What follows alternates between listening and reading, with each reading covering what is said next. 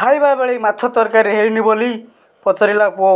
ଟଙ୍କା ନାହିଁ କେଉଁଠି ଆଣିବି କହିବାରୁ ତଣ୍ଟି ଚିପି ହତ୍ୟା କଲା ନିଜ ମା'କୁ। ସୂଚନା ମୁତାବକ କ'ଣ ରହିଛି ସମ୍ପୂର୍ଣ୍ଣ ଖବର ଆସନ୍ତୁ ଜାଣିନେବା। ସେଥିପାଇଁ ଆମ ଚ୍ୟାନେଲକୁ ସବସ୍କ୍ରାଇବ୍ କରି ପାଖରେ ଥିବା ବେଲ୍ ବଟନ୍ ଅନ୍ କରି ରଖନ୍ତୁ।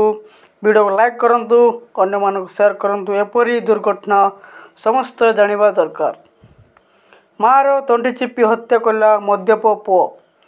ପୁଅକୁ ଅଟକାଇ ରଖିଛି ପୋଲିସ।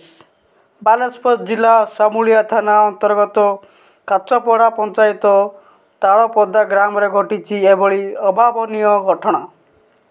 ସୂଚନାଯୋଗ୍ୟ ଯେ ବାଲେଶ୍ୱର ଜିଲ୍ଲା ସାମୁଳିଆ ଥାନା ଅନ୍ତର୍ଗତ କାଚପଡ଼ା ପଞ୍ଚାୟତରେ ତାଳପଡ଼ା ଗ୍ରାମର ବାସନ୍ତୀ ମହାନ୍ତିଙ୍କ ବଡ଼ ପୁଅ ଅରୁଣ ମହାନ୍ତି ସବୁଦିନ ମଦ୍ୟପାନ କରି ବିଳମ୍ବ ରାତିରେ ଘରକୁ ଫେରନ୍ତି। ମା ସ୍ତ୍ରୀ ପିଲାମାନଙ୍କୁ ମାରଧରଣ କରନ୍ତି। ମଙ୍ଗଳବାର ବିଳମ୍ବିତ ରାତିରେ ଅରୁଣ ମଦ ପିଇ ଘରକୁ ଆସି ମା ବାସନ୍ତୀକୁ ଖାଇବା ପାଇଁ ମାଗିଥିଲେ। ମା ଖାଦ୍ୟ ଦେବା ପରେ କାହିଁକି ମାଛ ହେଲାନି ବୋଲି ପ୍ରଶ୍ନ କରିଥିଲେ। ମାଛ କେଉଁଠୁ ଆଣିବି ଟଙ୍କା ନାହିଁ ବୋଲି ମା କହିବାରୁ ଏଥିରେ ପୁଅ ରାଗିଯାଇ ମା'କୁ ମାରଧର କରି ସହିତ ତଣ୍ଟି ଚିପି ଦେଇଥିଲେ। ଦେଖି ଅରୁଣଙ୍କ ସ୍ତ୍ରୀ କବିତା ଆସି ଛଡ଼ାଇବାକୁ ଆସିଥିଲା ବେଳେ ତାଙ୍କୁ ମଧ୍ୟ ମାରଧର କରିଥିଲେ।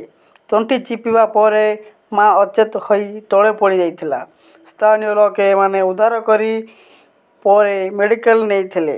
ଡାକ୍ତର ତାଙ୍କୁ ମୃତ୍ୟୁ ଘୋଷଣା କରିଥିଲେ। ବୋହୂ କବିତା ସିମୁଳିଆ ଥାନାରେ ହତ୍ୟା ଅଭିଯୋଗ ପରେ ସିମୁଳିଆ ପୋଲିସ ପୁଅ ଅରୁଣଙ୍କୁ ଅଟକାଇ ରଖିଛି, ତଦନ୍ତ ଆରମ୍ଭ କରିଛି। ଏଭଳି ପୁଅକୁ କ'ଣ କରିବା ଦରକାର ତାହା ଆପଣ କମେଣ୍ଟ ମାଧ୍ୟମରେ ଜଣାନ୍ତୁ।